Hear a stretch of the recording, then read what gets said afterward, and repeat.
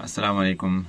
I'm recording this video to highlight another aspect of metrics using KPIs and metrics in our personal life. I'm taking this example or explaining this example from a real life coaching scenario where I'm coaching one of the guys and he is working on his relationships with his mom. So his relationship is affected because his mom complained that he uses phone while he comes to meet her, and this was quite upsetting. Now this guy has decided to improve his relationship with his mom. Now this is something which is purely subjective, and you cannot be. And apparently, it looks like that this cannot be measured. But let's see how this can be measured.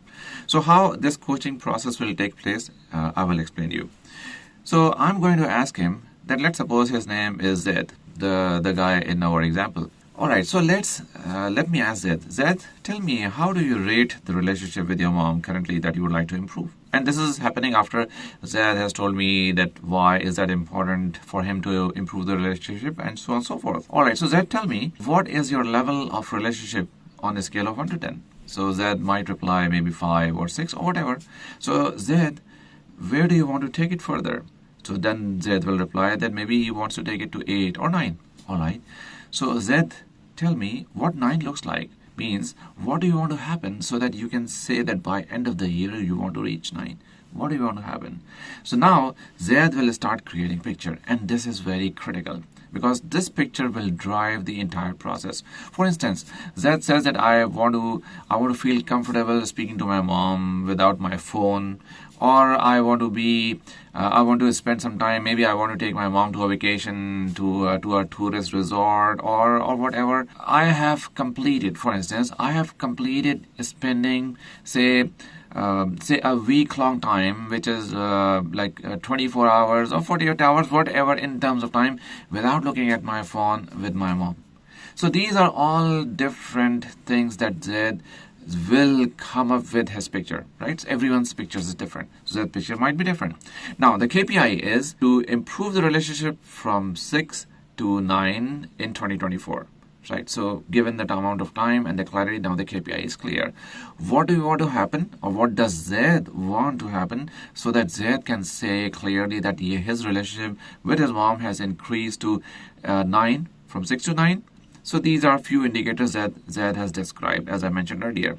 Now let's go to the next step. All right, so Zed, tell me, what are you going to do for this? So Zed comes up with 2 to 3 different areas. For instance, spending time with his mom for let's say every week he spends an hour with his mom, and that spending hour comes in two segments, like 30 minutes and 30 minutes twice a week, for instance.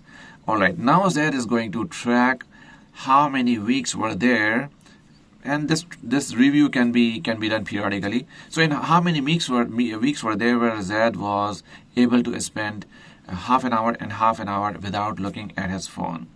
So this could be one of the metric for Zed that needs to be reviewed over a period of time, and definitely it's going to be better, inshallah, over a period of time.